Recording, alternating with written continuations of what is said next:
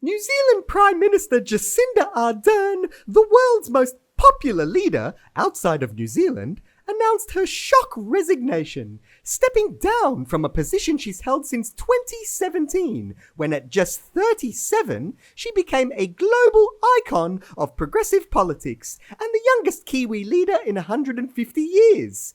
Ardern declared she didn't have enough left in the tank to seek re-election in an emotional farewell speech, breaking the hearts of fans around the world, but not necessarily at home, where continuous protests and a 29% approval rating suggest that she might have been facing a landslide election loss for some reason. Christina Solich looks into the global phenomenon of Jacinda mania, and what that actually looked like in the land of the long white cloud. Few New Zealanders have received the praise and accolades bestowed upon outgoing Prime Minister Jacinda Ardern, aside from Xena Warrior Princess and that guy who climbed up that mountain. Quickly embraced by megalomaniacs worldwide, Ardern was viewed as the real deal, becoming just the second birthing person to give birth to another birthing person while in office, and actually attending moments of crisis in her country, unlike other leaders who adopted more leisurely approaches. Leaders of the talent and calibre of Jacinda Ardern do not arrive by accident. She was an alumni of the World Economic Forum's Young Global Leaders, groomed by the ultimate power and fortune of Klaus Schwab himself, as he has done with other leaders around the world. And boy, did she fit into that group. Her celebrity became so high profile in countries other than New Zealand, it became known as Jacinda Mania, spawning countless honours, awards, books, songs and murals, as well as some rather convincing deep fakes. But her crowning achievement would be her COVID-0 elimination strategy that stopped the contagious virus for months at a time through the simple decision to cut the island nation off from the entire world. She once locked the entire country down for a single case that was discovered, causing a wild rush on supermarkets from citizens desperate not to acquire the virus that has since been acquired by almost everyone. But as a godlike supermum, her daily updates became akin to religious sermons, as did her assurances to her people. We will share with you the most up-to-date information daily. Dismiss anything else. We will continue to be your single source of truth. Uh-oh. Did you see that? Yeah, I saw it. What? When they touch their face, you know it's not going too well. Unbelievably, Kiwis were less enthusiastic about Ardern than others around the world.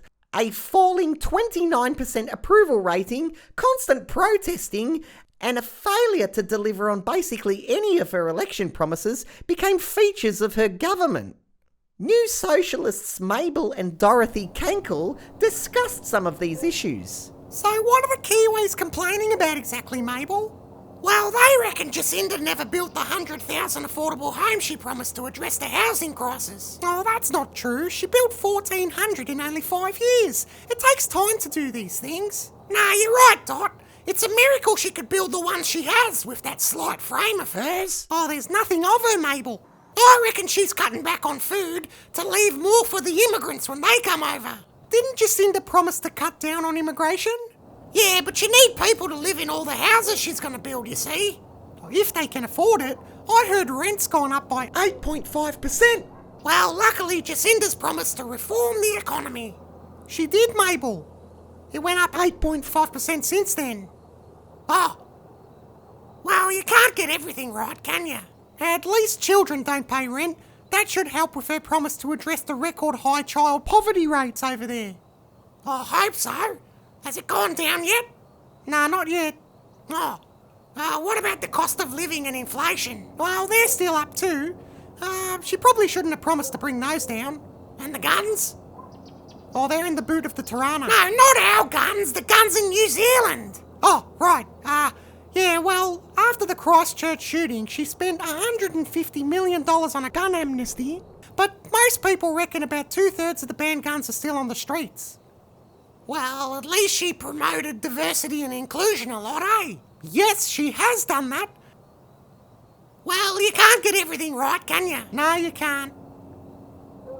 So while there'll always be a few nutjobs who can't get information with the rest of us, history is sure to show that New Zealand was lucky to have been blessed with a leader like Jacinda Ardern, especially after the release of her new book, the aptly titled I Know This to Be True, which focuses on her passion for calling out misinformation wherever she thinks she sees it. I cannot go around and individually dismiss every single rumour I see on social media, as tempted as I might be.